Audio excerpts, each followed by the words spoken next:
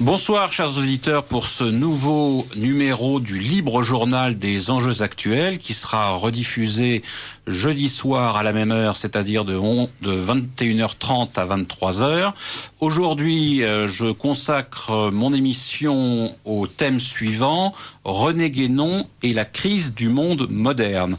Et vous allez voir que nous sommes en quelque sorte en plein dans l'actualité, puisque la modernité ou l'hypermodernité, il faudra d'ailleurs distinguer les deux, sont à l'œuvre sur la planète, que René Guénon a été un penseur qui a beaucoup compté en France et aussi ailleurs, et dans sa critique radicale de la modernité occidentale, a pu être l'un de ceux qui ont contribué à faire réfléchir les uns et les autres à ce qu'a été la tradition. On verra de quelle tradition il s'agit avec un grand T, et s'il y a tradition d'ailleurs, car cela n'est pas forcément évident de prime abord. Alors j'ai invité pour parler de René Guénon et de la crise du monde moderne, Françoise Bonnardel, agrégée de philosophie, docteur d'État ès-lettres en sciences humaines, professeur émérite de philosophie et des religions à Paris 1 Panthéon-Sorbonne.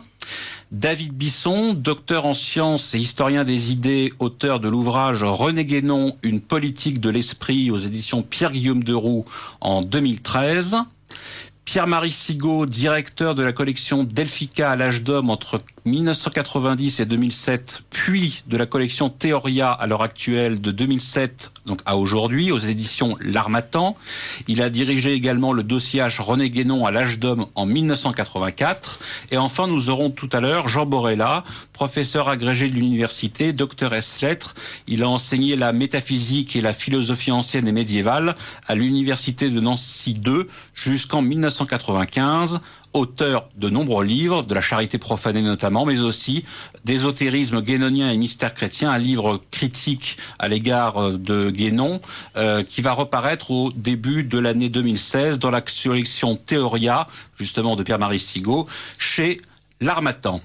Alors, je me tourne vers David Bisson, puisque vous êtes, comme je l'ai dit, le biographe, mais aussi le critique, au bon sens du terme, de René Guénon, une politique de l'esprit, ouvrage volumineux, où vous déclinez sur à peu près tous les tons l'œuvre guénonienne.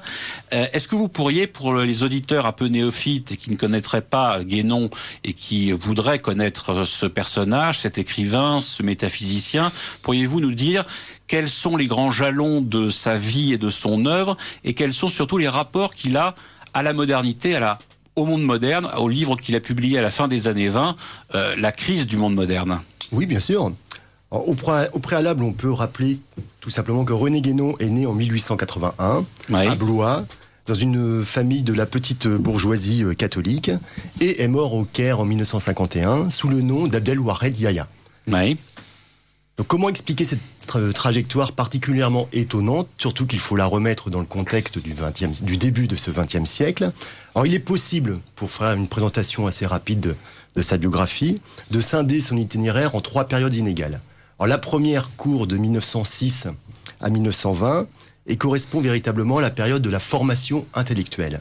Alors, on y découvre un Guénon étonnant qui débarque à Paris à l'âge de 20 ans pour suivre des études supérieures. Et très rapidement, il va être littéralement happé par un monde très en vogue pendant la période de la Belle Époque, qui est celui de l'occultisme parisien. Il va vraiment forger ses premières armes intellectuelles dans ce monde et même se découvrir une personnalité gnostique, dans le sens où il ne va cesser par la suite de rechercher Dieu à travers une connaissance de type intellectuel. Voilà, rappelons que gnose revient gnosis, c'est donc à la connaissance. Voilà. Alors, deuxième période, qui court de 1920 à 1930, qui correspond à la période de la reconnaissance intellectuelle. Alors, c'est la période pendant laquelle René Guénon publie ses premiers ouvrages et parvient à intégrer le champ intellectuel sous un double profil un peu étonnant, parce que d'un côté, il est le contempteur du monde moderne, à travers 2 ouvrages essentiels, 1924, parution de l'Orient et Occident, et 1927, parution de la crise du monde moderne. Alors il apparaît vraiment dans un champ intellectuel qui est très vaste, puisqu'il faut y compter Paul Valéry, et puis avec cette influence énorme de l'ouvrage d'Oswald Spengler, Le déclin de l'Occident. Et il fait une critique implacable du monde moderne, à laquelle il faut ajouter, c'est pourquoi aussi il est reconnu dans le champ intellectuel, il est le très bon connaisseur des doctrines hindoues. Alors vous voyez deux images très différentes, voire un peu opposées les unes aux autres. D'un côté, le contempteur de la crise du monde moderne, et de l'autre, le très bon connaisseur des doctrines hindoues, auxquelles il faut ajouter aussi 2 petits ouvrages de critique de l'erreur spirit et du théosophisme. Ça, ce sont ses premiers ouvrages. Ce sont ses premiers ouvrages.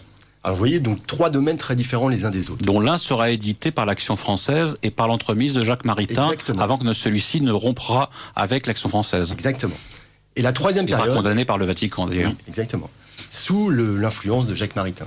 Exactement. Alors la troisième période la plus importante court de 1930 à 1950, et c'est la période que l'on pourrait interpréter comme l'accomplissement doctrinal.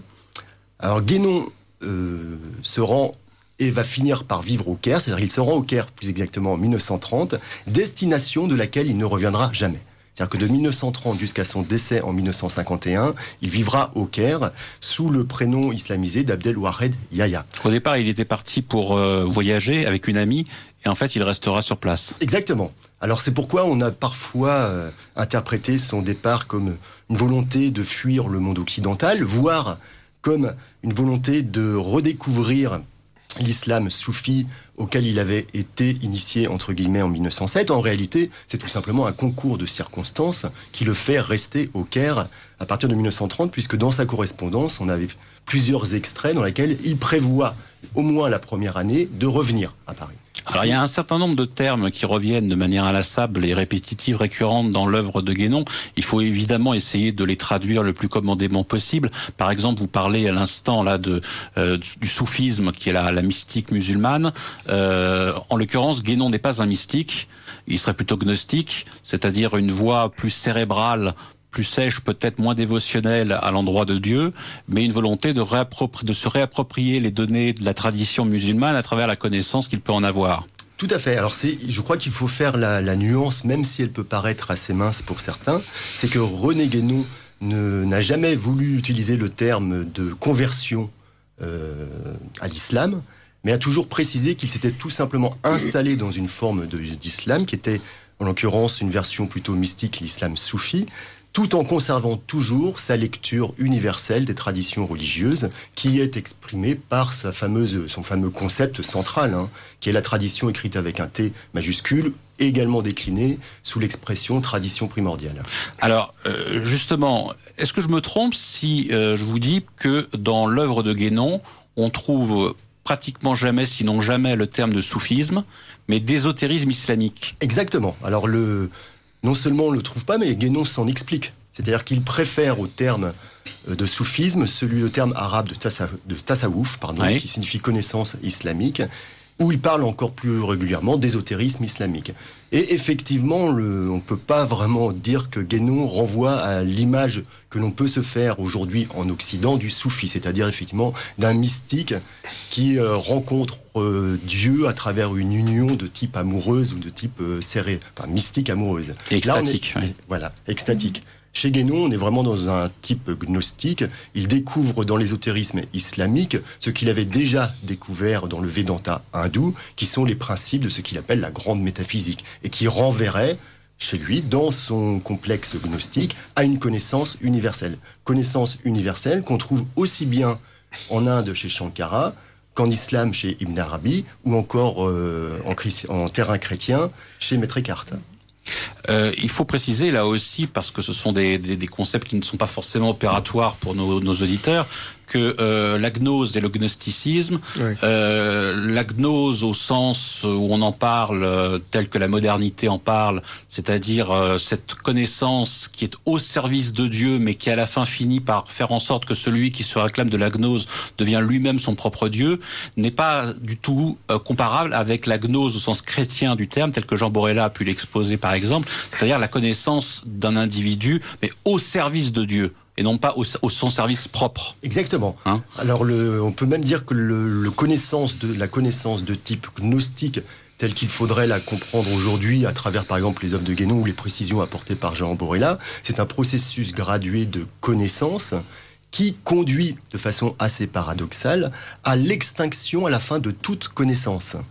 Donc vous voyez bien qu'ici on est à l'inverse d'une forme d'érudition un peu creuse qui voudrait que l'on accède à une connaissance un peu révélée. Non, c'est que le processus de connaissance doit conduire dans un processus gradué à l'extinction.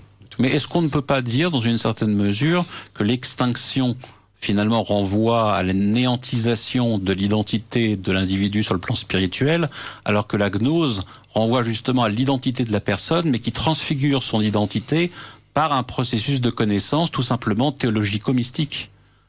Oui, je pense qu'on peut effectivement le dire, hein. Jean Borella a d'ailleurs écrit un ouvrage qui s'intitule Lumière de la théologie mystique. Oui, absolument.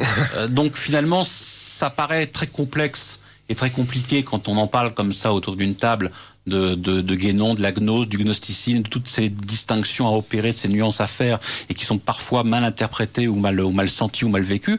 Finalement, est-ce que la gnose chrétienne ne serait pas tout simplement le véhicule de la théologie mystique, du christianisme ? Alors, à mon sens, je crois qu'on peut le penser, tel qu'a pu d'ailleurs le développer Jean Borella. Alors, je voudrais peut-être juste faire une précision, comme on risque de réutiliser le terme tradition tel que le pense Guénon.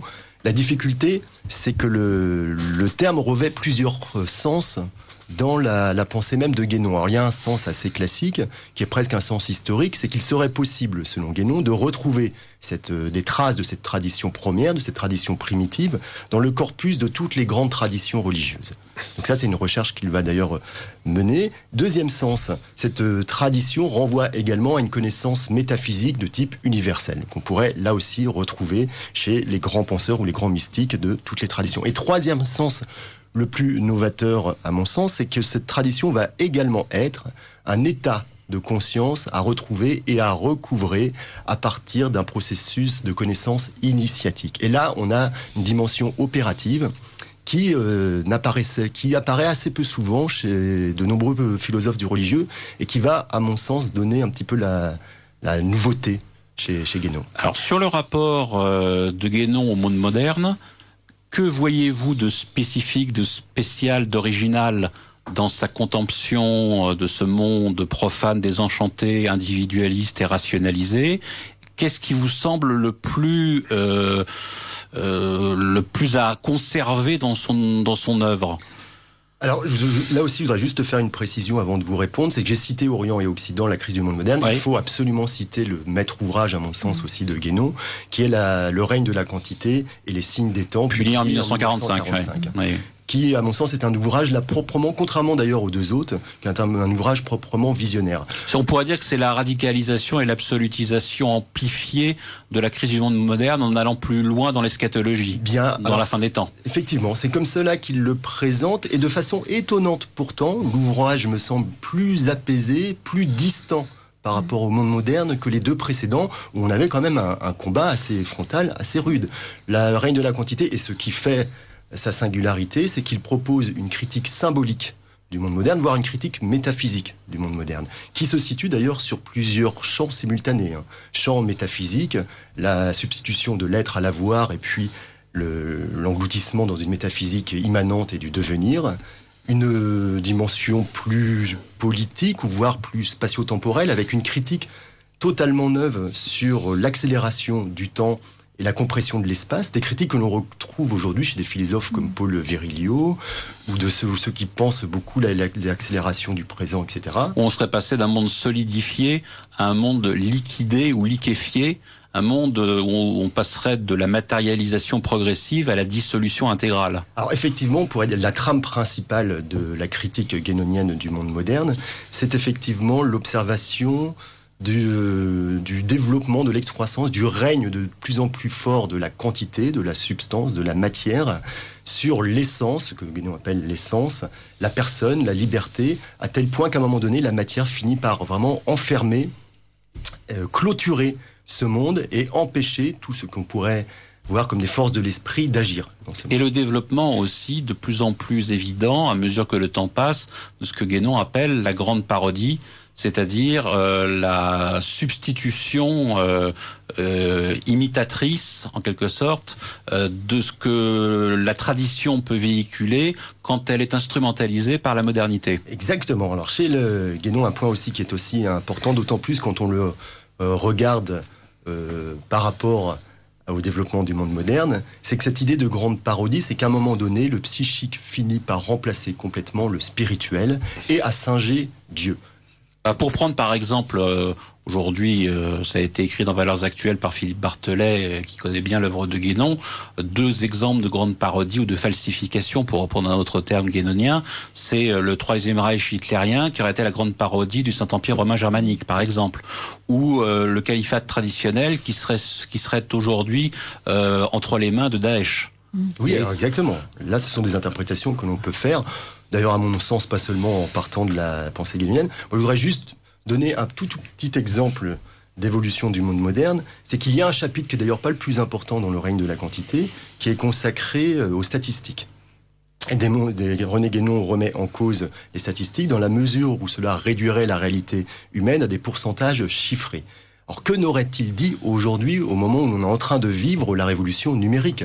Parce que je le rappelle que la révolution numérique, c'est un flux de données continu, les big data, qui sont analysés par des superordinateurs, des machines surpuissantes, et qui reviennent au final à réduire la réalité humaine, toutes les strates de la réalité existentielle, à des codes binaires, les fameux algorithmes, pour mettre en place le meilleur des mondes. Alors, pour ne pas parler du transhumanisme. Et pour ne pas parler du transhumanisme, qui est la même chose, version humaniste. C'est-à-dire, c'est quoi le transhumanisme ? Le transhumanisme, c'est des séries dupliquées de codes génétiques. Donc on retrouve le chiffre, qui est le symbole même de la matière, afin de parvenir à la succession indéfinie du règne humain.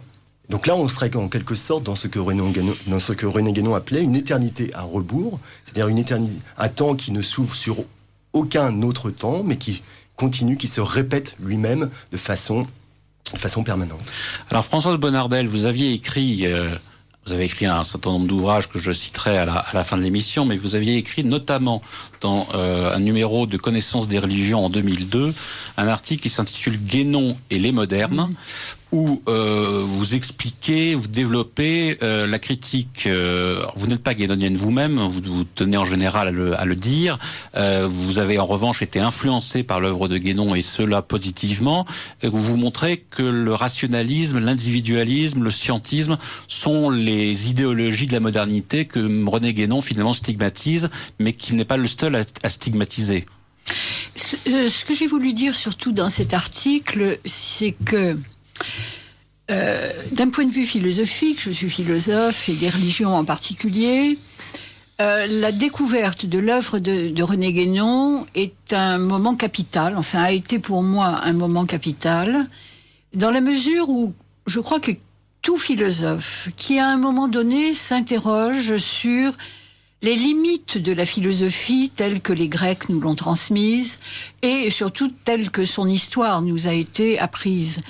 Donc, quiconque, à un moment donné, sent qu'il y a là quelque chose qui ne va pas, il y a des restrictions, il y a des limites, il y a des interdits dans l'histoire de la philosophie, découvre, au fond, je dirais la clé, ou en tout cas certaines raisons, certaines explications de ces déceptions à l'égard de la philosophie dans l'œuvre de Guénon. En d'autres termes, je dirais que pour la philosophe que je suis, l'œuvre de Guénon a été une espèce de rappel à l'ordre salutaire qui m'a donné certaines explications quant au fait que je me sentais en porte-à-faux par rapport à l'histoire de la philosophie et en particulier par rapport à tout ce que la philosophie avait évacué quant aux traditions religieuses, ésotériques, etc. Autrement dit, tout ce qui constitue le noyau dur de l'œuvre de Guénon, j'ai eu le sentiment que c'était exactement ce que la philosophie avait refusé de prendre en compte. Voilà. Donc ça, c'est la première chose. Mais en même temps, et c'est le sens du titre de cet article, en même temps... Guénon et les modernes. Voilà. C'est au fond que... je dirais que mes réflexes aussi de philosophe ont repris le dessus, et je me suis dit, mais enfin tout de même, il y a parmi les modernes et les postmodernes, il y a des penseurs qui ont été vis-à-vis de la modernité aussi sévères que Guénon. Donc, comment se fait-il que Guénon n'a jamais accordé le moindre intérêt à des penseurs qui étaient ses contemporains? Alors, quels sont-ils, par exemple, ces penseurs? Je pense, si vous voulez, j'ai cité en particulier Simone Weil, mais pas seulement. Oui. En 1927, vous avez la parution de Sein und Zeit de Heidegger. Heidegger est quand même le grand penseur contemporain qui a osé pour la première fois remettre en cause globalement ce qui anime l'histoire même de la philosophie, sa finalité, et qui a été un des grands critiques de la rationalité dans sa dimension calculatrice. Donc, si vous voulez, ça c'était la question que je me suis posée dans cet article, en déplorant d'une certaine manière que Guénon ne se soit jamais intéressé à des penseurs qui étaient ses contemporains et qui eux-mêmes étaient des critiques de la modernité. Alors, l'explication... Mais Guénon ne s'est pas intéressé à Simone Weil, mais Simone Weil s'est un petit peu intéressée à Guénon. Un petit peu, mais Simone Weil s'est intéressée, vous savez, elle est morte très jeune, à 33 ans. Elle avait un esprit encyclopédique. Tout à fait, et ses cahiers, les cahiers de ces dernières années, attestent de son immense curiosité. De référence. Elle lisait tout ce qui lui tombait sous la main. Oui. Mais ce sur quoi je voudrais quand même insister à l'attention des auditeurs, c'est que la question que je viens de poser... je peux pas la laisser comme telle. Elle a une réponse. Elle a une réponse en ce sens que la position de Guénon, et c'est ça qui en fait l'intérêt, mais qui fait aussi qu'elle est critiquable, comme toute position extrêmement forte et ferme, sa position, c'est si vous voulez, sa vision de la modernité diffère de celle de beaucoup de contemporains parce que pour lui, c'est le monde moderne lui-même qui est à soi seul une crise. C'est-à-dire, il n'y a pas une modernité qui connaîtrait des crises, comme on tend à nous le montrer. L'écologie, etc. S'il y a des crises, on peut apprendre à les résoudre. C'est ce qu'on entend toute la journée. Pour Guénon, ça n'est pas ça le vrai problème. C'est que le monde moderne lui-même est une crise. Il n'est qu'une crise. Bon, alors il faudrait quand même rappeler qu'une crise, du verbe grec krinein, c'est aussi ce qui permet le discernement. Crisis, bien sûr. Ce qui permet le discernement. Bon, alors au regard de Guénon, qu'est-ce qu'il y a à discerner ? Il y a à comprendre que la modernité, finalement, n'est que une sorte de perversion de l'esprit traditionnel. C'est une espèce de déviation qui va dans un cul-de-sac. Bon. Et qui même procède d'une involution. C'est-à-dire que plus ça va, moins ça va. Exactement. Mais alors, pour étayer une thèse quand même aussi extrême, Guénon se réfère principalement à la doctrine hindoue des cycles, dont on trouve une sorte d'équivalent chez Hésiode avec la théorie des âges. Alors, si vous voulez, c'est là le point fort de sa conception. C'est-à-dire qu'au fond, du point de vue traditionnel qui est le sien, il est tout à fait logique qu'il en soit ainsi, puisque nous sommes dans l'ère du fameux Kali Yuga, une fin de cycle ou un âge de fer, etc. Donc la modernité est l'expression normale d'un déterminisme cyclique. Voilà, d'une sorte de déterminisme cyclique. Alors, au regard de ça, au regard d'une telle vision, on peut se dire, s'il en est ainsi, j'allais dire, attendons que ça passe. Chacun développant des stratégies différentes selon sa confession religieuse, sa psychologie personnelle, etc. Ou alors, voire même, appuyons sur l'accélérateur. C'est-à-dire, faisons en sorte que ça passe encore plus vite. Bon. Et alors, de ce point de vue-là, il est vrai que Guénon ne propose pas des sorties de crise. Oui, Aujourd'hui, j'imagine que la COP 21, ça le ferait rigoler. Excusez-moi d'être vulgaire, familière, mais il se dirait oui, mais bon, tout a été fait, et il n'aurait pas tort d'ailleurs, pour qu'on en arrive là. Donc, il verrait là l'aboutissement d'une logique. Mais déjà, les penseurs écologistes de la décroissance trouvent que c'est déjà bidon. Oui, alors René Guénon, vous imaginez bien.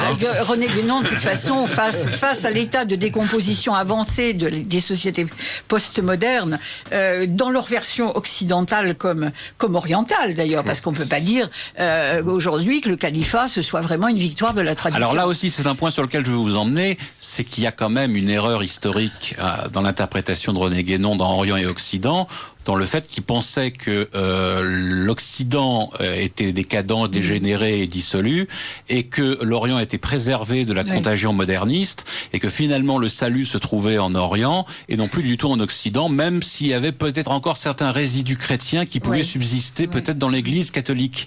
Mais néanmoins, il a quand même pris parti pour l'Orient contre l'Occident, et on se rend compte aujourd'hui que l'Orient est tout aussi occidentalisé et modernisé que l'Orient lui-même. Voire avec une frénésie encore plus grande. Je pense, pour ne parler que de l'Inde, que je connais assez bien y étant allé plusieurs fois, il est certain que l'Inde, par exemple, est en pleine occidentalisation et d'une manière absolument forcenée. En particulier tout le nord de l'Inde, le sud un peu moins. Mais Guénon voyait les doctrines hindoues. C'était pas l'Inde contemporaine qui l'intéressait. Et c'est un peu ce qu'on peut lui reprocher, effectivement. C'est de n'être jamais allé véritablement voir les choses de près.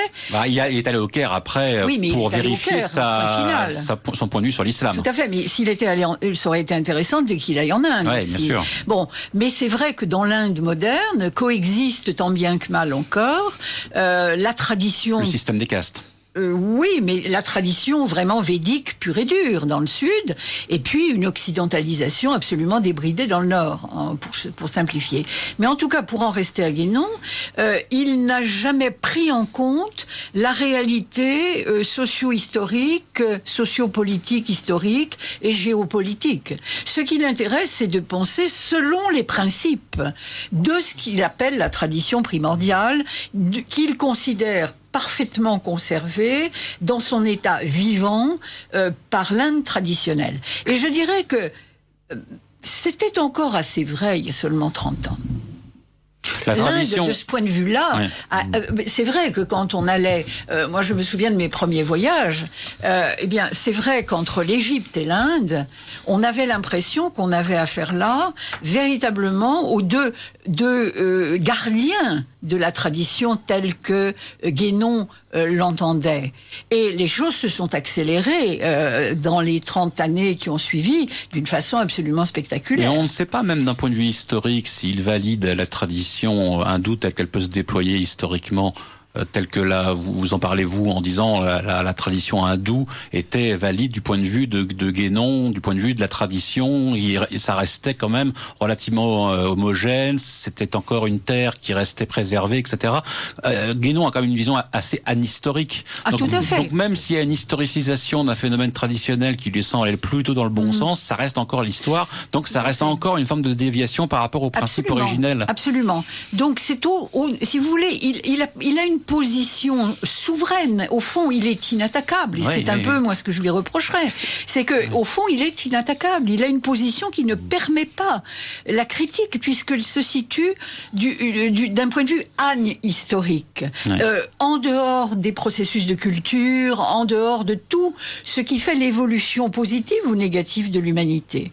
Donc, de ce point de vue-là, il est certain que sa vision du monde moderne en particulier et des traditions qui sont supposées résister au monde moderne est démentie par l'évolution des choses que nous connaissons aujourd'hui. David Bisson. Je voudrais faire juste 2 petites remarques sur cette partition Orient et Occident. Premièrement, René Guénon n'a pas tout à fait pris le parti de l'Orient contre l'Occident, mais il a pris le parti de l'Orient pour sauver l'Occident.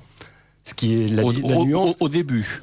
Alors, il a défini, de façon très caricaturale, je suis d'accord, un Orient totalement spirituel contre un Occident entièrement matérialiste. Mais avec l'objectif de réorienter l'Occident vers sa tradition originelle. Mais est-ce qu'on peut dire ça jusqu'à la fin? Alors, non, et justement, c'est la deuxième remarque. Il abandonne cette dualité oppositionnelle Orient et Occident à partir du moment de la publication du règne de la quantité. En 45 à la fin, quoi. Où là, il a compris que de toute façon, l'Orient traditionnel ne pourra pas sauver l'Occident matérialiste. C'est plutôt l'inverse qui va se passer. C'est la réalité de ce qui se passe. Parce que par rapport à cette idée, à la première idée que vous avez rappelée, ce qui me vient immédiatement à l'esprit, c'est par exemple qu'on trouve ça dans l'œuvre de Corbin, lecteur des mystiques et gnostiques iraniens, l'idée que le détour par l'Orient va permettre de sauver l'Occident est restée beaucoup plus vivante chez Corbin, par exemple, que chez Guénon. Enfin, je ferme cette parenthèse. En tout cas, le rapport à l'Orient est tout à fait lié à la crise du monde moderne. C'est-à-dire qu'on ne peut pas dissocier les deux, et c'est d'ailleurs, comme le rappelait David Bisson, le fait que Orient et Occident et la crise du monde moderne sont parus presque à quelques années d'intervalle. Alors Pierre-Marie Sigaud, est-ce qu'on ne peut pas dire tout de même que d'un point de vue purement historique et relatif, Guénon en tient en Occident pour le Moyen-Âge européen et pour la chrétienté médiévale, qui lui semble peut-être être les deux périodes concomitantes qui sont les moins dégénérées dans l'Occident historique? Oui, d'une certaine façon, effectivement. S'il y avait une période historique à sauver, ce serait le Moyen-Âge. Exactement. Guénon est un admirateur du Moyen-Âge. D'ailleurs, il fixe le début de la fin, si je puis dire, en tout cas le début de la déviation moderne. Il la fixe au XIVe siècle. Oui. Donc à la fin du Moyen-Âge, plutôt. Oui. Donc, au début de la Renaissance. Pour lui, la Renaissance, c'est déjà une déviation caractérisée. Et donc, après, les choses vont toujours en empirant.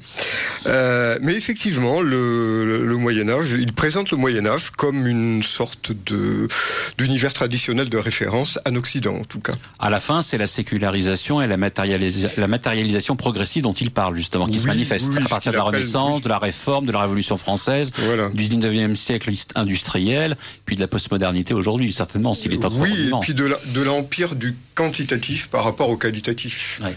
Et de la grande parodie du qualitatif et du quantitatif, d'ailleurs. Parce que, alors la grande parodie, c'est une notion un petit peu difficile, mais effectivement... par exemple, prenons un cas. Dans tous les grands textes sacrés, y compris les textes chrétiens, on parle de l'abondance, de la jeunesse, de différentes notions qui revêtent une dimension éminemment traditionnelle. On peut retrouver cette jeunesse, cette abondance, par exemple, dans les textes traditionnels. Or, aujourd'hui, dans la postmodernité, on reparle encore de l'abondance, de la jeunesse, etc., mais dans un souci exclusivement matériel. Donc là, il y a une sorte de retournement dialectique qui s'opère, où le qualitatif est mis au service du quantitatif, et où finalement la matérialisation progressive est arrivée à son paroxysme. Oui, peut-être pas encore à son paroxysme, mais en tout cas, elle est bien avancée.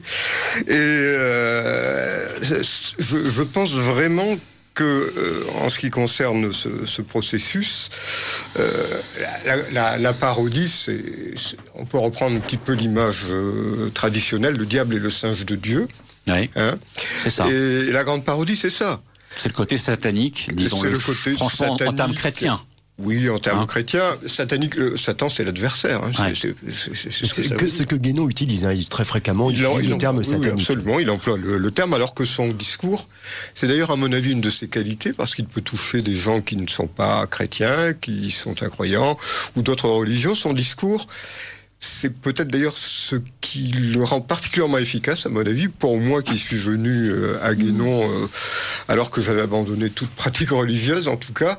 C'est un discours qui n'est pas confessionnel. Mais je crois, David Bisson, que dans votre ouvrage, vous distinguez justement l'expression de grande parodie du satanisme, en disant, attention, il peut y avoir une critique anti-satanique qui n'est pas forcément une critique de la grande parodie, et une critique de la grande parodie qui n'est pas forcément une critique anti-satanique.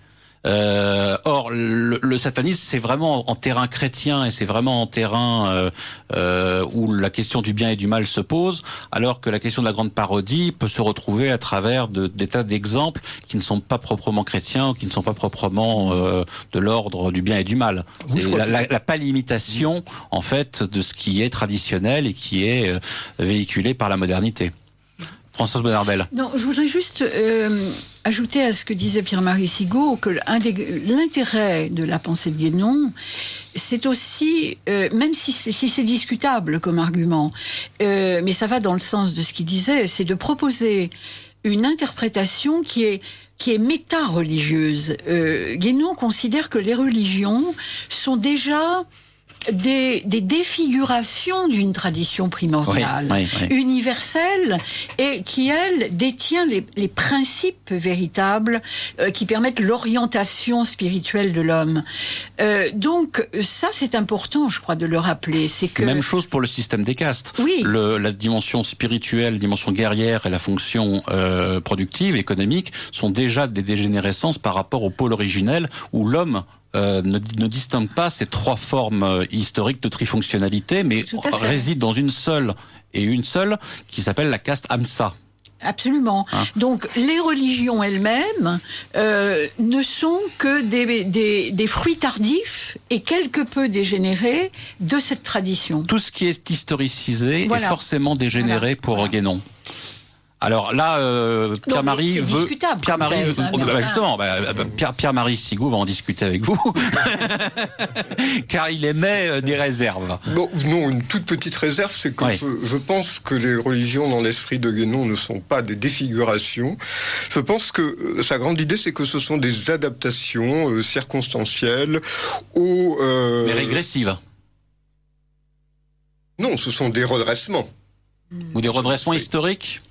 Oui, bien sûr. Alors Françoise Bonnardel hésite. En tous les cas, dans son interprétation du catholicisme, c'est qu'effectivement, il y a à un moment donné un réveil ou une sortie. Alors c'est très compliqué parce que c'est en rapport avec les relations ésotérisme-exotérisme. On va dire que le catholicisme, dans la perspective guénonienne, s'exotérise. C'est-à-dire qu'il sort de sa dimension intérieure, etc., parce que les nécessités historiques le lui imposent. Là, il croit en une restauration et en un redressement possible du catholicisme à l'intérieur de l'histoire. Il y a cru à un moment, mais plus généralement, il n'exclut jamais une possibilité de redressement dans ce qu'il appelle la marche descendante du cycle. Cette marche, c'est pas une nécessité absolue. C'est-à-dire qu'il y a des cycles dans le cycle, en fait. Il y a des cycles dans le cycle et des Et puis, parce que malgré tout, l'homme conserve sa liberté, une relative liberté. On n'est pas dans un nécessitarisme absolu, avec Guénon. Et donc, il y a des possibilités de redressement. Mais en même temps, il faut que le scandale arrive, mais malheur à celui par qui le scandale arrive. C'est-à-dire que le monde moderne, par la nécessité, dans la mesure où il réalise les possibilités qui sont dans son principe, dans son essence, il va en réaliser aussi toutes les possibilités qui sont multiples et qui s'éloignent de plus en plus du principe initial et qui tendent de plus en plus de l'essence, du qualitatif au quantitatif. C'est aussi des possibilités qui doivent nécessairement se manifester. Alors juste pour le préciser, toute l'œuvre toute la pensée de Guénon s'inscrit quand même dans la marche générale descendante du cycle. Oui. Marche dans laquelle il n'est pas interdit de penser à un moment donné, de freiner peut-être le processus, voire de l'arrêter, mais toujours de façon momentanée. De l'atténuer ou de le relever. C'est qu'on a bien ici chez Guénon une pensée apocalyptique, dans le sens où de toute façon rien ne pourra empêcher l'humanité d'aller vers la fin de ce monde. Mais attention, apocalypse est synonyme de révélation et de dévoilement, c'est-à-dire d'une parousie qui peut advenir après l'apocalypse. Exactement. Donc ça n'est pas un message de désespoir et de nihilisme. Puisque la fin du cycle s'ouvre vers un cycle nouveau. Un nouveau ciel et une nouvelle terre. Exactement. Comme on dit dans l'Évangile. Françoise Bonnardel, Pierre-Marie Sigaud, David Bisson, quelles seraient à votre avis les idéologies particulièrement néfastes dans la modernité pour Guénon? Quels sont à votre avis ceux qu'il a le mieux saisi, ce qu'il a le mieux critiqué dans son œuvre? Là où il tape fort, si j'ose dire. Est-ce qu'il y a, à votre avis, l'individualisme, le rationalisme, le scientisme? Il tape sur tout. Ouais. Je veux dire, il tape sur tout. Mais c'est pour que nos auditeurs comprennent de quoi est constituée la modernité que je vous pose la question. Alors, il tape sur l'individualisme, il tape sur le scientisme, il tape sur la philosophie dans la mesure où elle n'est que rationaliste. Donc, au fond, l'utilitarisme aussi. L'utilitarisme. Donc, tous les ismes contemporains sont totalement ciblés par sa critique. Donc, si vous voulez, les choses ne sont pas dissociables. C'est que je crois que ce qu'il faut bien comprendre qu'avec Guénon, c'est à prendre ou à laisser. C'est tout ou rien. La modernité ne peut pas être considérée comme il y a des bons côtés et puis il y en a des mauvais, mais on va redresser les uns avec les autres, etc. Donc c'est la modernité dans son ensemble qui est une crise, comme je le disais au début. Et si vous voulez, je crois qu'il y a une image qui pour moi, qui me suis beaucoup intéressée à l'alchimie, est très parlante. C'est qu'il me semble que dans le règne de la quantité en particulier, on comprend très bien que au fond, ce qui résume cette critique qui ne fait pas de quartier, et vous ne trouverez pas un chapitre pour dire oui, mais ça quand même c'est pas mal, la santé pour tous, etc., etc. C'est bien, et c'est effectivement très bien. Non, ce qui me paraît intéressant, c'est que au fond, et je me sers pour cette lecture du fameux adage des alchimistes, solve et coagula. Au fond, Guénon nous montre que la modernité, c'est pas seulement la dissolution, comme vous le disiez tout à l'heure, qui débouche par exemple sur les ouvrages de Zygmunt Bauman, la modernité liquide. La société liquide. Il y a dissolution, mais il y a aussi coagulation. Tout ce qui est matérialisme, descendre dans la matière, utilitarisme, etc., etc. Donc, il y a à la fois opacité, opacification, et en même temps, perte des contours, perte des repères, etc. Seulement, le drame, c'est que ces deux opérations, qui dans une perspective alchimique sont conjointes, c'est-à-dire qu'on dissout pour coaguler, on coagule, etc. C'est donc les deux gestes fondamentaux par lesquels on arrive à une transmutation. Eh bien, la modernité rend impossible. Ça, c'est je dirais, j'ai pas trouvé ça textuellement chez Guénon, mais je l'interprète à la lumière de la pensée alchimique qui l'a, à mon avis, je dois dire, considérablement sous-estimée. Il me semble que c'est ça, au fond, le geste, le double geste que la modernité n'est plus capable d'effectuer. Est-ce qu'un Julius Evola, dans la tradition hermétique, par exemple, a essayé de s'intéresser à l'alchimie d'un point de vue qui vous semble plus intéressant que Guénon? De ce point de vue-là, oui. Enfin, disons que par rapport à la tradition alchimique, Guénon, Evola, dans la tradition hermétique, témoigne d'une compréhension et d'un intérêt très supérieur. Parce que autant on l'a beaucoup critiqué pour la doctrine de l'éveil et de sa vision du bouddhisme, autant pour la tradition hermétique et sa centralité sur l'alchimie, on considère que c'est plus sérieux en général. Ça, je suis tout à fait d'accord avec cette mise au point, mais ça ne veut pas dire que Evola est à partir de là élaborer une vision d'une possible transmutation de la modernité. Or ça, autrement dit, personnellement, je suis quand même assez sensible à cette idée que si la modernité c'est l'œuvre au noir, si vous voulez, eh bien justement c'est peut-être la materia prima à partir de laquelle il y a une transmutation possible. Alors ça c'est une pensée que je ne trouve pas chez Guénon et que je ne trouve pas d'ailleurs davantage chez Evola. Je dirais que c'est peut-être là la limite de ma de ma sympathie intellectuelle pour ces auteurs.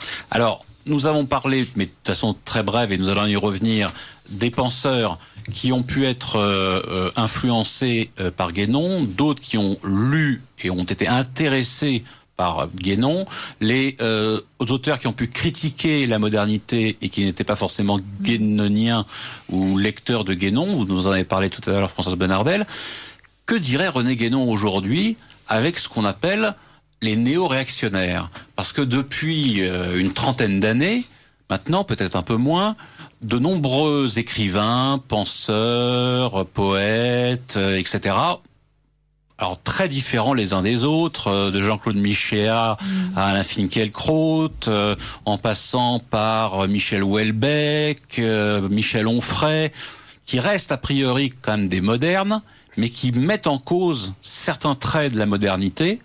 N'aurait-il pas intérêt à lire Guénon pour un peu mieux structurer leur vision de la modernité et y trouver ce qu'ils n'ont pas encore, puisqu'ils critiquent la modernité d'un point de vue moderne?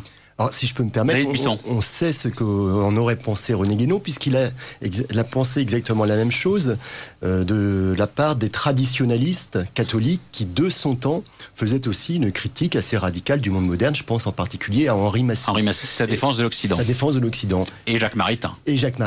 Et Guénon, je crois que par l'intermédiaire d'une petite note de bas de page, ou même c'est dans le texte de la crise du monde moderne, s'en prend de façon assez véhémente à Henri Massy et à tous ces traditionalistes qui, pour lui, forcément, n'ont fait que la moitié de la route. C'est qu'ils ont été capables de critiquer certains aspects du monde moderne sans jamais remettre en cause les principes même de son monde moderne. Et je crois que chez les néo-réactionnaires que vous citez tout de suite, on a effectivement cette critique partielle, intéressante, mais toujours partielle du monde moderne, qui ne remet pas en cause les principes mêmes de ce monde. Pierre-Marie Sigaud, Françoise Bonnardel. Oui, absolument, j'approuve tout à fait ce que vient de dire David Bisson. Oui, je voulais reprendre un petit peu ce que disait Françoise Bonnardel tout à l'heure. Elle cherche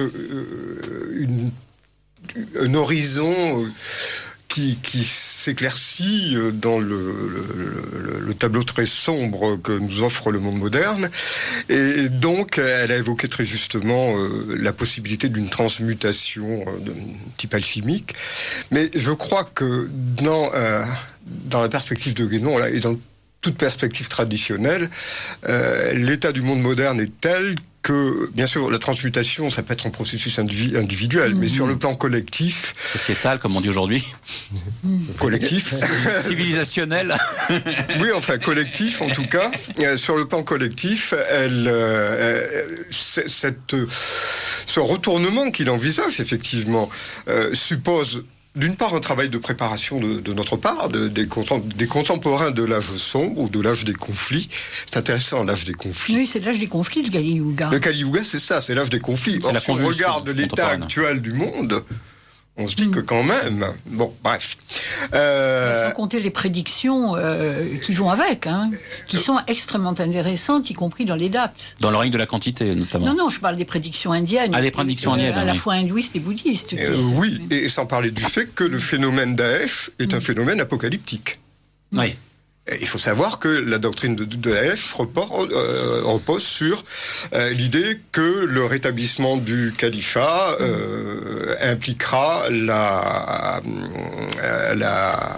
restauration et le jugement dernier, enfin la fin du monde, quoi. Ce qui est valide dans l'islam traditionnel, mais pas dans le sens où les convulsions contemporaines, où la fragmentation et le terrorisme tous azimuts qui frapperaient des innocents seraient en quelque sorte les prémices de cet apocalypse. Oui, alors là, en fait, avec Daesh, on est dans le cas d'une parodie de type satanique. Alors là, pour le coup, le Guénon musulman aurait tout à fait rejoint les interprétations d'un Olivier Roy qui parle d'un islam mutant, totalement parodique et complètement détaché du monde traditionnel. Alors si je peux me permettre, dans cet océan de noirceur, il y a quand même un point positif qu'il faut souligner chez René Guénon, c'est qu'il invite ses lecteurs à emprunter un chemin initiatique dont il balise d'ailleurs le parcours de façon un peu rigide à mon sens, mais il invite quand même ses lecteurs, disciples à suivre ce chemin initiatique qui doit leur permettre de se déconditionner du monde moderne. Mais alors là, c'est plus le Guénon qui s'intéresse à la personne, c'est-à-dire à l'individu différencié, qui peut relever la tête d'un point de vue spirituel en se déconditionnant du monde moderne, que la vision sociétale de René Guénon, au sens où il critique la modernité avec toutes ses idéologies. Ce que les guénoniens n'aiment pas qu'on rappelle, mais effectivement la lecture qu'il fait de l'initiation est une lecture individualisée, subjective, qui renvoie aux transformations des religions dans notre monde contemporain. Et c'est pourquoi elle parle d'ailleurs aux gens, c'est pourquoi il est toujours lu aujourd'hui. C'est qu'il quand même propose quelque chose d'assez fort, c'est de reprendre pied dans son espace intérieur, dans sa conscience spirituelle. C'est-à-dire qu'en fait, il n'y a pas de révolution extérieure avant révolution intérieure. Voilà, c'est qu'il en appelle, même s'il ne le dit pas, il en appelle à une révolution intérieure, une insurrection révolution des consciences. spirituelle. Mais il ne dit quand même jamais ce que disent par exemple d'autres auteurs, comme je pense à Carl Gustav Jung par exemple, que Guénon aurait certainement détesté, mais enfin ça c'est un détail, que la somme, si je puis dire, des révolutions intérieures pourront à un moment donné faire basculer les choses. Ça, Guénon ne va jamais jusque-là. Par une aimantation et un mimétisme. Il ne le dit jamais. Non seulement il ne va pas jusque-là, mais il interprète ces petites communautés électives, voire ces individus un peu atypiques, il les interprète ou les voit comme des veilleurs, les veilleurs de la dernière nuit. Donc effectivement, là, il n'y a pas révolution, entre guillemets. Pierre-Marie Sigaud, et après nous prendrons Jean Borella par téléphone. Un mot simplement, je reviens à la transmutation. Je pense que pour Guénon, comme pour les grandes traditions spirituelles et religieuses, la fin du cycle de l'âge sombre suppose non seulement une transmutation dont nous serons peut-être aussi les artisans, mais suppose une intervention divine. La providence. Pour parler en termes chrétiens, oui. Oui, enfin... pour que les auditeurs comprennent. Le retour du Christ. Oui. La seconde venue du Christ, tout simplement. Alors, je vais vous demander, Françoise Bonnardel, David Bisson et Pierre-Marie Sigaud, de mettre vos casques sur vos oreilles pour que vous entendiez Jean Borella. Allô, Jean Borella ? Oui, allô. Vous m'entendez ? Je suis là, je vous entends. Oui. Bon, alors vous nous entendez, je crois, depuis quelques minutes déjà. Oui. Vous êtes en terre inconnue, si j'ose dire. Oui. Vous connaissez un certain nombre des invités présents sur le plateau, dont... certains sont des amis, oui. Pierre-Marie Sigaud. Alors, la question que j'avais envie de vous poser, parce que vous avez écrit de très nombreux ouvrages, dont l'un qui va être réédité justement dans la collection dirigée par Pierre-Marie Sigaud, Théoria chez l'Harmattan au début de l'année 2016 et qui s'intitule Ésotérisme guénonien et mystère chrétien, est un livre où vous émettez un certain nombre de réserves sur le fétichisme ésotérique ou sur l'initiatolatrie dont certains guénoniens ont pu être les vecteurs et dont René Guénon lui-même s'est peut-être prêté à ce qu'il puisse être critiqué de la sorte. Mais vous avez quand même été intéressé par René Guénon depuis fort longtemps, de nombreuses décennies déjà, et vous avez beaucoup écrit sur René Guénon. Est-ce que vous pourriez expliquer à nos auditeurs ce qui vous a intéressé chez Guénon et surtout dans le Guénon anti-moderne ? Oui, alors écoutez, je pense que j'ai relu récemment Le règne de la quantité et les signes des temps pour me remettre en esprit les thèses fondamentales et le style de l'œuvre guénonienne à ce sujet. Je dirais que, d'une manière tout à fait globale, que le XXe siècle n'a produit aucune œuvre semblable à ce livre, Le règne de la quantité et les signes des temps. C'est réellement quelque chose d'extraordinaire au sens étymologique du terme. Oui. Mais d'autre part, ce qui m'a frappé à la relecture, c'est que en réalité, il y a en quelque sorte deux livres dans ce seul livre, comme l'indique d'ailleurs le titre, c'est pas Le règne de la quantité et les signes des temps. Il y a donc un livre qui explique pourquoi le règne de la quantité et un livre qui développe les divers signes des temps. En ce qui concerne le premier point, c'est un livre assez difficile. En réalité, si on veut le suivre, si on veut saisir tous les développements de Guénon sur la materia quantitate signata, la matière déterminée par la quantité, sur les doctrines scolastiques, sur le principe d'individuation, sur les théories concernant le nombre, etc. Et d'une manière générale, sur le rapport entre l'essence et la substance. Pour lui, la substance, c'est ce qui est en dessous, c'est ce qui est en bas. Ce n'est donc pas le sens habituel de la philosophie, mais c'est le sien. Ouais. Et pour lui, tout le mouvement cyclique, toute la descente cyclique qui est un éloignement progressif à l'égard du principe, tout cela est d'ailleurs très, très simple à comprendre, mais ce mouvement va nécessairement vers, disons, la matière, si l'on veut, n'est-ce pas, la materia, mais pas au sens des physiciens qui identifient la matière et le corps. Bien, mais qui va vers la matière, et la matière qui est déterminée par la quantité. Il y a donc chez Guénon une saisie, une vue cyclique du monde moderne qui est proprement métaphysique et qui développe ses principes et ses conséquences d'une manière très rigoureuse, très logique, et même un peu déterministe, n'est-ce pas ? Il nous dit souvent que les choses ne peuvent pas être autrement qu'elles ne sont, et que les agents de la modernité, et même les agents de la contre-initiation, ne peuvent pas être autrement que ce qu'ils sont.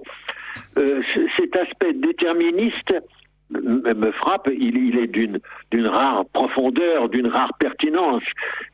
Il n'y a pas d'équivalent, n'est-ce pas, au XXe siècle. Je pense à des livres comme Le meilleur des mondes, comme La France contre les robots de Bernanos, etc., qui sont des livres remarquables, surtout le livre de Bernanos. Mais il n'y a pas d'équivalent du règne de la quantité des signes des temps qui nous donne ils ont les clés métaphysiques. Pierre-Marie Sigaud, que vous connaissez bien puisque justement il est le directeur de la collection Théoria aux éditions de l'Harmattan, disait il y a quelques instants que néanmoins l'individu ne pouvait pas être autre que ce qu'il était vu les temps que nous vivons, mais qu'il y avait quand même une marge de liberté, de souveraineté intime, ou en tout cas de volonté de la part de celui-ci pour essayer de faire en sorte de rectifier peut-être à la marge ce qu'il pouvait y avoir de négatif dans le monde moderne dans lequel nous vivons.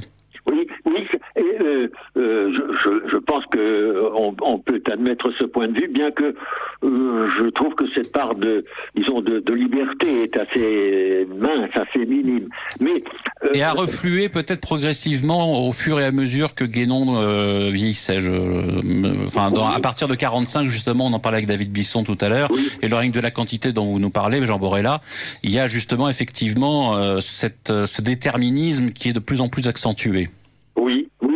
Mais en même temps, vous comprenez bien que ça pose un problème un peu curieux. C'est pourquoi écrire un tel livre, puisque ce livre... Puisque les choses sont faites. Des gens qui sont entièrement déterminés par le monde moderne et entièrement suggestionnés, comme il le dit lui-même. Ça prouve que lui, en tout cas, est libre de sa pensée et de son discours. Elle n'est pas soumise au déterminisme cyclique. Alors juste, Jean Borella, je voudrais rappeler que vous êtes bien sur Radio Courtoisie, la radio libre du pays réel et de la francophonie, au libre journal des enjeux actuels.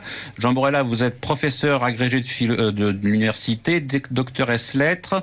Vous avez enseigné la métaphysique et la philosophie ancienne et médiévale à l'université de Nancy II jusqu'en 1995. Vous êtes l'auteur notamment de la charité profanée, mais aussi l'ésotérisme guénonien et mystère chrétien, qui va reparaître au début de l'année 2016 dans la collection Théoria chez l'Harmattan, dirigée par Pierre-Marie Sigaud. Et Pierre-Marie Sigaud va justement lire un texte que vous avez écrit il y a un peu plus de 15 ans, qui justement renvoie au thème de notre émission sur René Guénon et la crise du monde moderne. Vous allez pouvoir me dire avec le temps ce que vous pensez de votre propre texte. Bien, d'accord. Bon, voilà. Alors, donc, je propose, c'est donc un texte qui est tiré de l'étude remarquable que Jean Borella avait écrit sur René Guénon, initialement, je crois, pour une encyclopédie dans connaissance de religion, pour une encyclopédie américaine. Et une des choses qu'on peut retenir ici, c'est que ça concerne non pas tant la crise du monde moderne que l'effet produit par la lecture de Guénon. Et l'effet de conversion intellectuelle. Pourquoi, Jean Borella, vous en êtes venu à épouser les critiques du monde moderne par René Guénon ? Oui, Oui, alors c'est peut-être pas tout à fait ça, mais enfin, le miracle de la conversion de l'intelligence, c'est en gros le thème de ce passage, vous vous en souvenez peut-être. Le miracle est qu'il suffise d'entrer dans le texte guénonien pour être saisi par l'évidence et la clarté d'une pensée parfaitement maîtresse d'elle-même et d'une limpidité transcendante. Assurément, cette œuvre a ses limites et ses imperfections. C'est le lot de toute œuvre humaine. Mais nul ne peut lire Guénon sans éprouver le sentiment, assez extraordinaire, que tout ce dont la raison humaine avait rêvé plus ou moins confusément, tout ce qu'avaient enseigné les grands sages d'autrefois, mais dont la clé semblait perdue, tout cela trouve enfin son ordre et devient possiblement vrai. De ce point de vue, cette œuvre réalise une sorte de miracle. Elle brise l'incrédulité foncière de l'homme moderne. Elle éveille en lui une intelligence oubliée. Et les moyens qu'elle utilise pour cela sont d'une simplicité adamantine. Guénon ne fait appel qu'à l'évidence intrinsèque de la vérité. Par définition, la doctrine métaphysique possède sa vérité en elle-même. Elle ne dépend donc nullement d'une référence à une autorité quelconque, mais seulement de l'assentiment de l'intelligence qui en prend connaissance. De la vérité des exposés guénoniens, comme de tout autre, il existe cependant un critère indirect, c'est leur fécondité herméneutique, laquelle s'étend finalement à toutes sortes de doctrines traditionnelles, même à celles dont il n'a pas parlé. Il nous fournit des clés pour comprendre la métaphysique et la symbolique de nombreuses religions, si bien qu'il devient extrêmement difficile de douter de la vérité essentielle, en dépit d'erreurs particulières, de ce qui nous est enseigné. Voilà. Alors, Jean Borella, est-ce que vous souscrivez toujours à ce que vous avez écrit? Oui, relativement. Hein. Oui. Je mettrai un bémol. Oui. Mais c'est parce que c'était aussi probablement lorsque vous veniez de découvrir la pensée de René Guénon. Non, c'est pas essentiellement cela, c'est que c'était un travail qu'on m'avait demandé pour une encyclopédie américaine. Ouais. Donc, j'ai fait abstraction de ma position personnelle et j'ai essayé de dire l'effet que pouvait produire l'œuvre de Guénon sur un lecteur attentif et accueillant. Mais c'est vrai, Jean Borella, quand même, je crois qu'on est tous à peu près d'accord autour de cette table, guénonien, pas guénonien, guénonien critique, tout ce qu'on veut. La première lecture des ouvrages de René Guénon, c'est toujours une révélation. Ah oui. Hein, oui. C'est toujours un ensoleillement de la pensée. J'ajouterais même que il vous communique quelque chose qui est ineffaçable. Ouais. En particulier en ce qui concerne le monde moderne, il vous dote d'une lucidité à l'égard des illusions du monde moderne, et en particulier à l'illusion du progrès. Voilà, c'était une expression aussi que nous n'avions pas retenue dans la première partie de cette émission, l'idéologie du progrès, récusée par Guénon. Ouais. Quand on a lu Guénon, à cet égard, on est guéri. On est prémuni vraiment d'une manière définitive, si j'ose dire, contre cette idéologie. Et alors je parlais justement des modernes qui critiquent la modernité aujourd'hui. On en a de nombreux sous la main, des penseurs réactionnaires, des écrivains réactionnaires qui ne vont pas jusqu'au bout, ils ne poussent pas la modernité dans ses derniers retranchements, s'arrêtent en route en quelque sorte. Mais néanmoins, la critique de l'idéologie du progrès est de plus en plus en vogue, et Guénon, de ce point de vue-là, a été un prophète, puisqu'il a quand même très rapidement montré en quoi l'idéologie du progrès était néfaste, nocive, et permettait à l'homme de ne plus se retrouver en lui-même. Oui, tout à fait. Et de ce point de vue, d'ailleurs, je pensais à une formule d'un disciple de Guénon, un célèbre disciple qui s'appelle Michel Valsan, et qui a dit que Guénon était la boussole infaillible et la cuirasse impénétrable. Mais alors, voyez-vous, justement, je me dis que s'il enferme son lecteur dans une sorte de ghetto, de no man's land, enfin, et le dote d'une cuirasse impénétrable, il me semble que malgré tout, le monde, la réalité telle que nous la vivons, et l'époque dans laquelle nous vivons, et Dieu lui-même dans l'époque que nous vivons, a peut-être quelque chose à nous dire, quelque chose que nous pouvons entendre et qui n'est pas tout à fait dans le fil du discours guénonien. Et il faut que la cuirasse laisse pénétrer aussi la grâce et l'inattendu, l'imprévu. ce qui n'est pas déterminé par les lois cycliques, peut-être, n'est-ce pas? Il me semble que le principe de la liberté, à cet égard, est nécessairement obligatoire, si j'ose dire. Christian Charrière avait aussi écrit dans les années 80 dans La Place Royale un article où il montrait que Guénon représentait la voie sèche, Bernanos la voie humide, et que d'un point de vue alchimique, c'était en réalité la complémentarité des deux qui pouvait permettre d'être édifié spirituellement et intellectuellement. Oui, Est-ce que vous faites vôtre cette vision complémentaire? Oui et non. Vous voyez qu'on peut aller au-delà? N'est-ce pas, ce qui me frappe surtout, enfin aujourd'hui, alors sans rapport direct à la question du monde moderne, c'est d'ailleurs ça a été évoqué au cours de la discussion que vous avez eue, de la conversation que vous avez eue, oui. À savoir l'attitude de Guénon. Vous avez parlé du fétichisme de l'ésotérisme. Oui. Et je trouve que la formule est excellente. Et en particulier lorsque Guénon traite du christianisme. Ouais. Je trouve invraisemblable que, pour dire les choses brutalement, je ne sais pas si on peut dire ça sur les ondes de Radio Courtoisie, mais enfin... Si, on peut dire beaucoup de choses. je trouve invraisemblable que si je suis Guénon, si j'admets toute sa doctrine, n'est-ce pas, un athée franc-maçon qui fait quelques pas sur un tapis de loge est un initié qui peut atteindre les états supérieurs de l'être. Mais, disons, Sainte Thérèse d'Avila, méditant au plafond de sa cellule, ou Saint Jean de la Croix, les états supérieurs de l'être leur sont interdits. Ce sont des mystiques et la mystique est psychologique. Franchement, ça va pas. Il y a un caractère, vous trouvez, un peu orgueilleux, prétentieux, sec, non dévotionnel, non humble. Non dévotionnel, oui, mais pas seulement comme ça. Je trouve simplement il y a une ignorance ou une cécité profonde à l'égard de la voie chrétienne, à l'égard du mystère du Christ. Ça, j'en suis absolument persuadé. Quand j'ai dit ça à des amis guénoniens, ils m'objectent l'article de Guénon qui s'appelle le Christ prêtre et roi. Mais en réalité, Guénon ne fait que ramener le Christ à ces catégories, les kshatriyas et les brahmanes, enfin la caste des guerriers et la caste sacerdotale, dont le Christ à cet égard est conforme aux critères guénoniens. Mais franchement, les critères guénoniens, moi, je n'en ai rien à faire. Oui, bien sûr. Très sérieusement, en face du Christ. Non. Il est évident que je disais que la guénophobie et la guénolatrie étaient les deux impasses pour lire René Guénon, et que on peut le lire et entrer dans le monde où il nous invite, à condition d'en sortir et de nous rappeler toujours de façon vivifiante et revivifiante ce qu'il a pu être pour nous au moment où nous sommes entrés dans la phase de sa maturation intellectuelle et spirituelle, mais tout en sachant toujours discerner ce qu'il y a de bon et ce qu'il y a de moins bon. Pierre-Marie Sigaud, je croyais que vous faisiez un petit signe de tête. Peut-être vouliez-vous ajouter quelque chose à ce que venait de dire Jean Borella?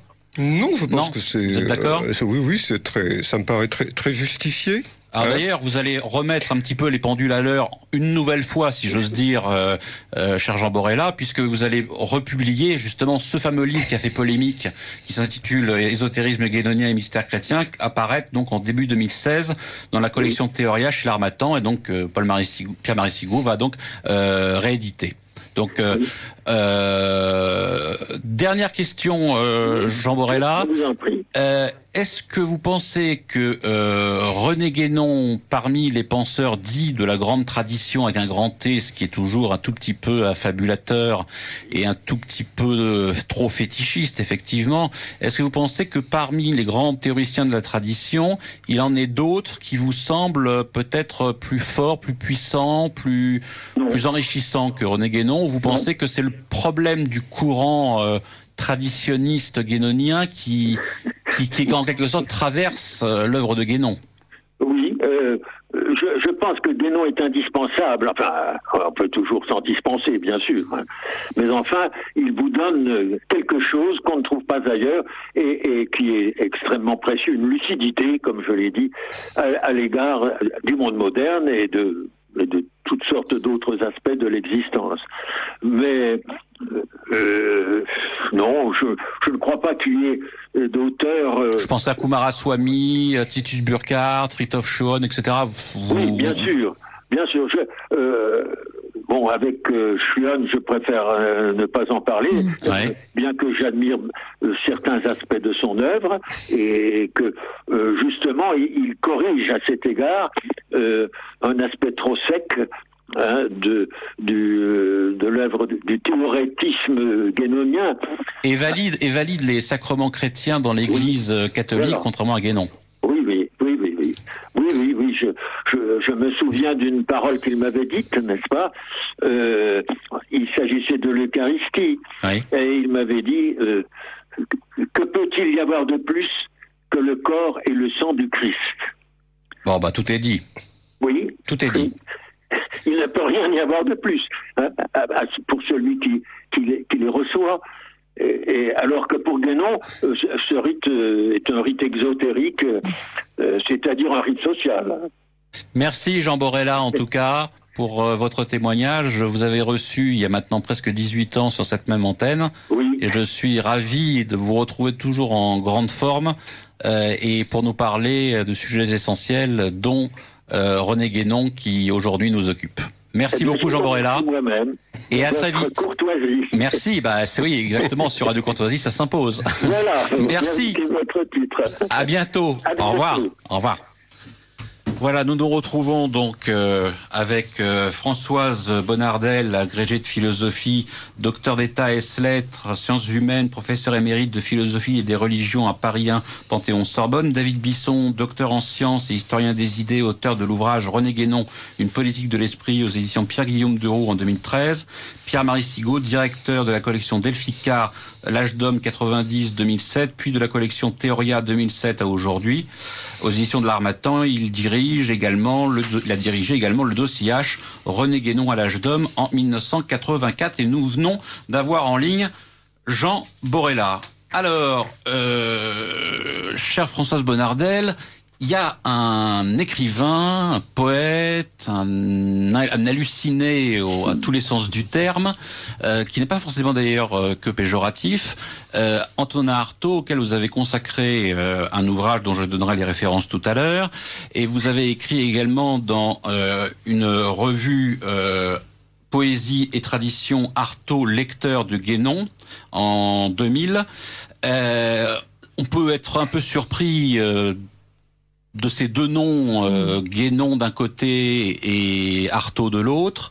Artaud étant effectivement considéré souvent comme un poète génial un peu fou, atypique, et Guénon comme un grand rationnel cérébral et docte qui n'est pas sur le point de faire quelque concession que ce soit à ses adversaires.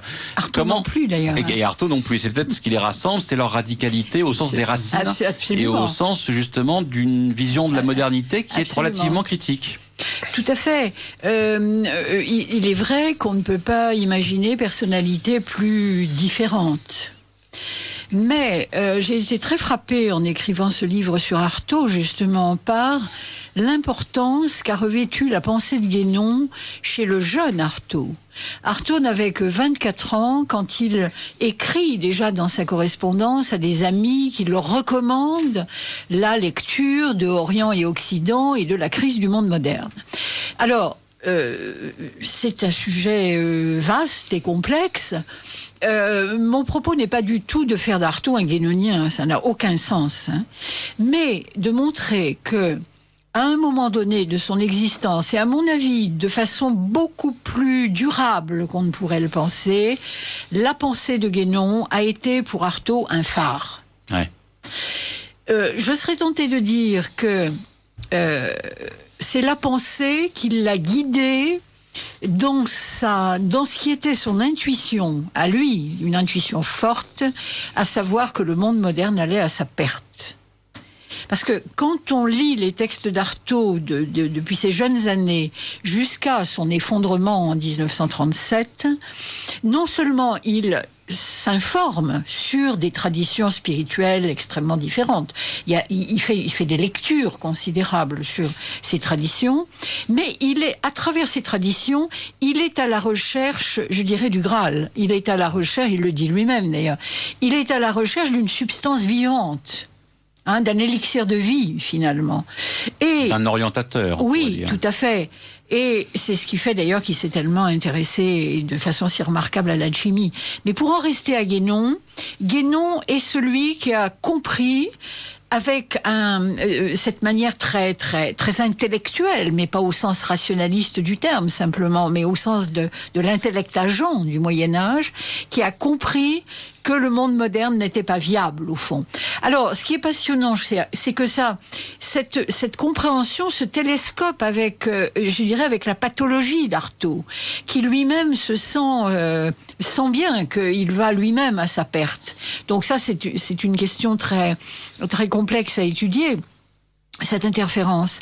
Mais toujours est-il que Guénon lui donne les arguments qui permettent de dire, je crois qu'Artaud est anti-moderne. En tout cas, Artaud s'est toujours situé en dehors de la modernité. C'est pour ça que la récupération d'Artaud parmi les avant-gardes à sa sortie de Rodez, c'est purement et simplement une escroquerie.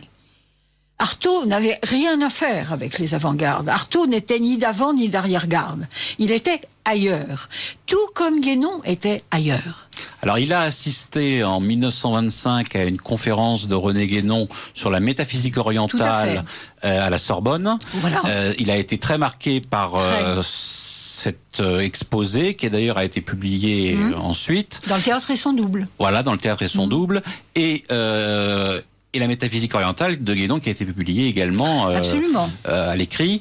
Ils avaient aussi peut-être, parce que quand on vous parlait d'Artaud et puis de ses pathologies et de sa folie, on peut aussi penser à un autre écrivain qui n'était pas fou à proprement parler, ni même pathologiquement atteint, mais qui a quand même s'est suicidé, donc ça fait quand même beaucoup. C'est Pierre Drieux-La Rochelle qui a été assez saisi par l'influence guénonienne. On peut se demander dans quelle mesure il y a justement interférence entre Artaud ou Drieux d'un côté et Guénon de l'autre, mais est-ce que c'est pour se réorienter et pour se sortir du nihilisme, du désespoir dans lequel ils sont, ils vont vers Guénon, ou au contraire, est-ce que c'est parce qu'il y a une matière à pouvoir radicaliser encore un peu plus leur position et finalement, par masochisme, à vouloir être encore un peu plus dans une vérité méconnaissable et ineffable? Non, ça je pense pas. Je crois que réellement, Artaud était animé par le désir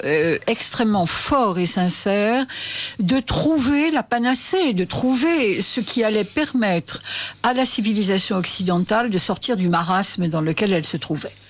Et de ce point de vue-là, Artaud se positionnait en chaman, en guérisseur. En double guérisseur de lui-même, de sa propre pathologie, qui trouvait un écho dans la pathologie du monde moderne. Et c'est ça qui est assez extraordinaire chez Artaud. C'est cette caisse de résonance, n'est-ce pas, entre la pathologie d'un homme et la pathologie d'un monde. Mais ça, on en dirait autant de Nietzsche. Mais est-ce qu'on pourrait dire que c'est propre des grands génies, est-ce qu'on pourrait dire que c'était un composé un peu hybride de modernité et de tradition, et qu'il avait tendance à vouloir épouser la tradition contre la part défaillante de lui-même qui était la part moderne? Oh, ça, je sais pas si on peut interpréter ça comme ça. Non, je crois pas. Je crois que Artaud, en particulier, alors il faut le rappeler, dans toutes ses recherches sur le théâtre, parce qu'au fond, tout le théâtre et son double, c'est un théâtre guénonien. C'est une vision de la scène théâtrale comme retour au principe de la manifestation. Et il y a des textes là qui sont très très clairs d'Artaud à ce sujet. Et d'ailleurs, Guénon a fait un compte rendu du théâtre et la métaphysique d'Artaud. Le mot métaphysique revient constamment dans le théâtre et son double. Le retour au principe, qui est un des leitmotifs aussi de Héliogabale, et sur un autre mode presque délirant dans les nouvelles révélations de l'être, qui est un texte, je dirais que c'est du Guénon exacerbé par la pathologie mentale qui là est vraiment, enfin Artaud est très borderline là on est en plein dans les états multiples de l'être. Tout à fait, tout à fait. Mais si vous voulez, pour être brève, Artaud a écrit tous ses textes sur le théâtre dans une perspective de retour à des principes métaphysiques qui seraient susceptibles de faire sortir la scène théâtrale de sa frivolité, de sa futilité, de son modernisme, en gros. Il n'y a rien de moderne dans la vision artalienne de la scène théâtrale. Donc vous pensez que Artaud, par exemple, en comparaison de Breton, de Daumal, de Michel Léris, qui avaient été aussi influencés, ou en tout cas été lecteurs de Guénon, vous pensez que chez lui, c'était beaucoup plus exacerbé, bien sûr. Peut-être pas que Daumal, mais Daumal est allé lui aussi très loin j'en dirais, dans son adhésion à Guénon. Celui qui a accusé une fin de non-recevoir, c'est Breton. Oui. Qui a accusé une fin de non-recevoir par Guénon. Tout à fait. Mais Daumal, de mon point de vue, est quelqu'un qui a fait du super guénonisme, si on peut dire. Parce que Daumal était très dogmatique. Il était, je dirais, presque plus dogmatique encore que Guénon. Ce qui fait, alors là je m'autorise un jugement particulier, personnel, ce qui fait que ça n'est pas, à mon sens, un très grand écrivain. Ce qui fait qu'à côté d'Artaud, c'est pas comparable. Alors que Gilbert Lecomte, qui était beaucoup moins guénonien au sens orthodoxe du terme, si on peut dire, avait un génie littéraire et des intuitions qui le rapprochent d'Artaud. Ils étaient d'ailleurs beaucoup plus proches l'un de l'autre que Artaud de Daumal. Mais enfin, ce qui est important, je crois, de rappeler, c'est que toute l'entreprise théâtrale d'Artaud se comprend mieux si on a lu Guénon. Et que, de ce point de vue-là, à travers le théâtre, c'est toute la culture occidentale qu'il entendait rénover. Parce qu'Artaud, contrairement à Guénon, croyait qu'il y avait une rénovation possible. Alors nous arrivons au terme de cette émission. Dernière question, David Bisson. On a cité les noms d'Audrey La Rochelle et de Simone Veil tout à l'heure. Dans votre ouvrage, vous consacrez un autre chapitre d'un juriste allemand dont on ne pouvait pas penser qu'il aurait pu être éventuellement un lecteur de Guénon et qui semblerait l'avoir été, c'est Carl Schmitt. Oui, évidemment. Carl Schmitt a confirmé sa lecture de Guénon à l'un de ses amis qui n'était autre que Mircea Eliade, qui présentait d'ailleurs Ernst Jünger comme un disciple de Guénon. Alors que Mircea Eliade a beaucoup fait après pour se désolidariser de cette lecture qu'il avait faite de Guénon. Alors Carl Schmitt, effectivement, quelques années après, dans les années 70, Carl Schmitt a pu témoigner auprès de l'un de ses plus fameux étudiants, Armin Möller, comme quoi il avait toujours regretté de ne pas pu avoir lire davantage de Guénon. Et il s'en est servi dans un ouvrage très précis, d'ailleurs, qui porte sur quelque chose qui est assez éloigné de la tradition, qui est le Léviathan. Une interprétation de l'évolution de l'État selon Hobbes, où il reprend... Un ouvrage qui est paru il y a une quinzaine d'années. Et où il reprend justement l'une des catégories établies par Guénon, qui est la volonté de tenter de voir quelle est cette contre-tradition, en l'occurrence contre-étatique, qui apparaît à travers la symbolique, etc., et qui vise, un peu comme chez Guénon la contre-initiation, qui vise à abattre l'État. Et donc là, il y a une véritable reprise et donc une influence de Guénon sur Carl Schmitt.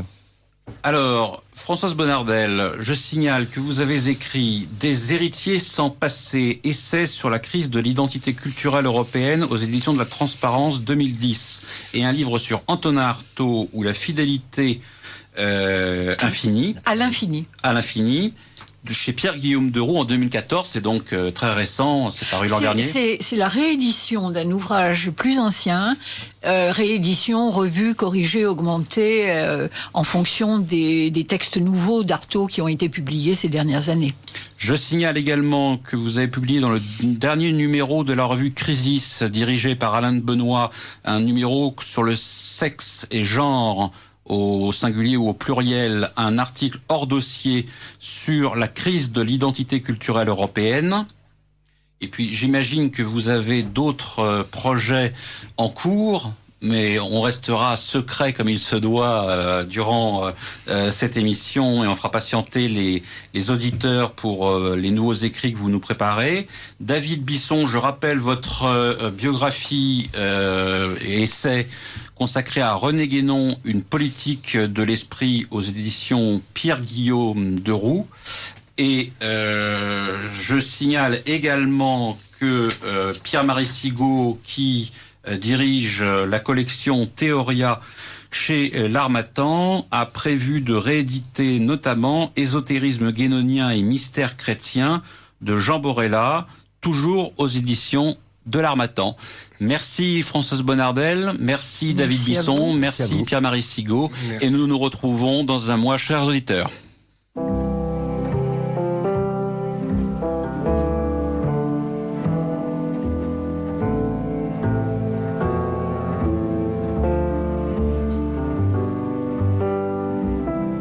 Ici Radio Courtoisie, la radio libre du pays réel et de la francophonie. Vous venez d'entendre le libre journal de la nuit des enjeux actuels dirigé par Arnaud Guillot-Janin.